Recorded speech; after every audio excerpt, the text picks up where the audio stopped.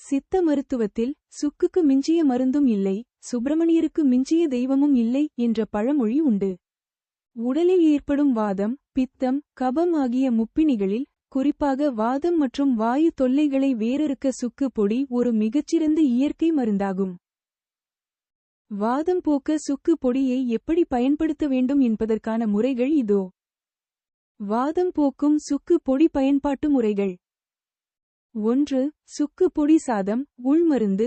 சுத்தமான சுக்கு பொடியை மதிய உணவின் போது சூடான சாதத்தில் 1 ஸ்பூன் அளவு சேர்த்து சிறிதளவு நெய் அல்லது நல்லெண்ணெய் ஊற்றி பிசைந்து முதலில் சாப்பிட வேண்டும்.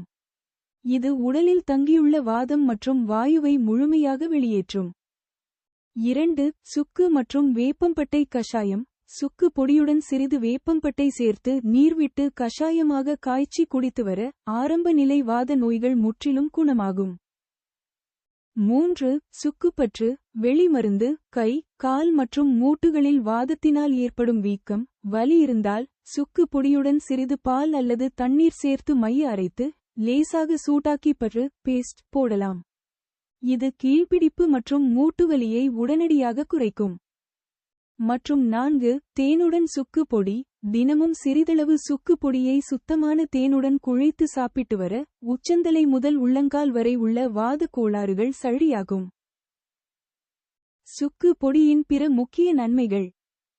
1. செரிமானம் மேம்படும். அஜீரணம், வயிற்று உப்புசம் மற்றும் வாயு தொல்லையை உடனடியாகச் சரிசெய்யும்.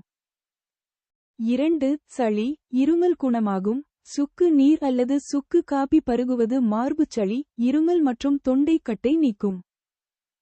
மற்றும் 3. தலைவலி நீங்கும். சுக்கு பொடியை நீர்விட்டு குழைத்து நெற்றியில் தடவினால் நீர்க்கோவை மற்றும் தலைவலி குணமாகும். முக்கிய குறிப்பு: சுக்கு சுத்தம் செய்யும் முறை. சுக்கை அப்படியே பயன்படுத்தக்கூடாது. சுக்கிற்கு புற நஞ்சு என்பதால் அதன் மேல் தோலை கட்டாயம் நீக்க வேண்டும். சுக்கின் மேல் சிறிது சுண்ணாம்பு நீர் தடவி உலர வைத்து பின் தோலை நன்கு சுரண்டி எடுத்த பிறகே பொடி செய்து பயன்படுத்த வேண்டும். பொறுப்பு துறப்பு. கடுமையான வாத நோய் உள்ளவர்கள் தகுந்த சித்த மருத்துவரை அணுகி ஆலோசனை பெறுவது நல்லது. உங்களுக்கு எந்த வகையான வாதம், மூட்டுவலி, வாய்வு பிடிப்பு அல்லது கை, கால் குடைச்சல் உள்ளது என்று கூறினால் அதற்கேற்ப துல்லியமான பயன்பாட்டு முறையை என்னால் பரிந்துரைக்க முடியும். மேலும் உங்களுக்கு சுக்கு பொடி தயாரிக்கும் முறை பற்றி ஏதேனும் சந்தேகம் உள்ளதா?